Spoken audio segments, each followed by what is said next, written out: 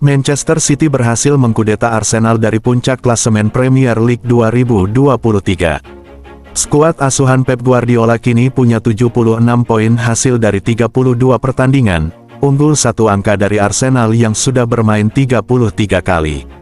Manchester City naik ke urutan pertama klasemen setelah mengamankan 3 angka saat melawat ke Craven Cottage, markas Fulham. Mereka menang dengan skor 2-1.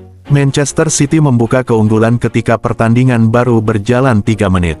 Erling Haaland mengukir namanya di papan skor berkat eksekusi penaltinya yang berjalan dengan baik.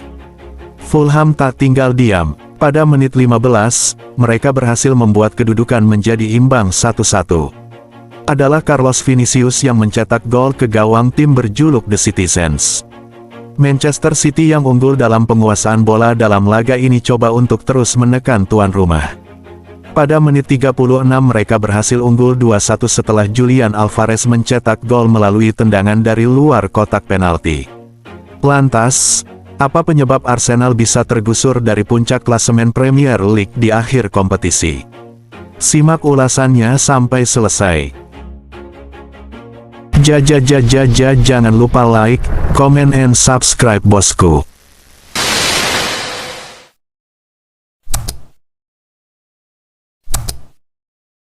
Skuad kurang berpengalaman. Pengalaman menjadi faktor terbesar sebuah tim berpeluang meraih gelar, selain diperlukannya mental pemenang untuk merengkuh gelar. Untuk faktor ini, Arsenal tampaknya tak memiliki pengalaman tersebut, meski telah mendatangkan pemain berlabel juara seperti Gabriel Jesus, Alexander Zinchenko, dan Jorginho. Para pemain berlabel juara ini seakan tak bisa menutupi pengalaman para pemain Arsenal yang masih terbilang bau kencur atau nir pengalaman.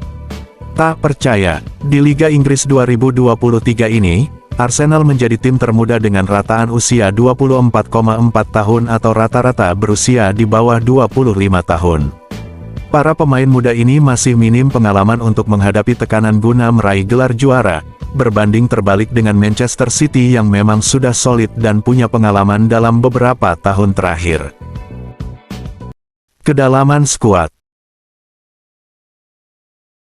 Sadar atau tidak, kedalaman skuad Arsenal jauh dari label tim juara, karena adanya ketimpangan antara 11 pemain utama dan pemain cadangan. Hal ini terlihat dari absennya William Saliba. Arsenal yang sebelumnya sulit kebobolan, harus menerima kenyataan pertahanannya mudah dijebol lawan sejak absennya bek mudanya itu. Rob Holding selaku pengganti seakan tak bisa menutup peran Saliba yang selama ini penting dalam permainan Arsenal sepanjang 2023 ini. Kedalaman skuad juga berpengaruh di sektor serangan, di mana para pemain cadangan seperti Eddie Nketiah, Reiss Nelson, dan Fabio Vieira tak mampu menutupi peran para pemain utama. Bila dibandingkan dengan Manchester City, kedalaman skuad Arsenal tak ada apa-apanya. Sehingga wajar The Citizens bisa bersaing setiap musimnya di segala kompetisi. Kesalahan Arteta.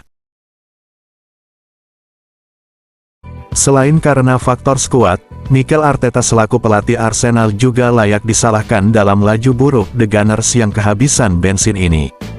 Hal ini tak lepas dari tim manajemen atau manajemen tim pelatih asal Spanyol itu, yang terlalu memaksakan kehendaknya terhadap timnya. Di tengah kedalaman skuad yang tak mumpuni dan absennya Saliba, Arteta tetap memaksa Arsenal bermain menyerang dan lupa untuk fokus bertahan. Pattern 4-3-3 yang digunakan pun seakan menjadi bumerang, mengingat absennya Saliba berpengaruh pada pertahanan Arsenal.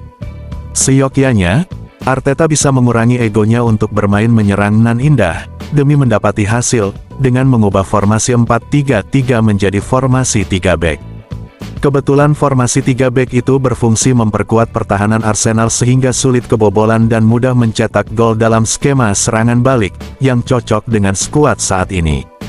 Hal ini terbukti dari hasil di laga kontra Manchester City, di mana Arteta yang tetap egois dengan keinginannya, membuat Arsenal hanya mampu menciptakan 0,4 expected goals dan mendapat 2,01 expected goals against ke pertahanannya.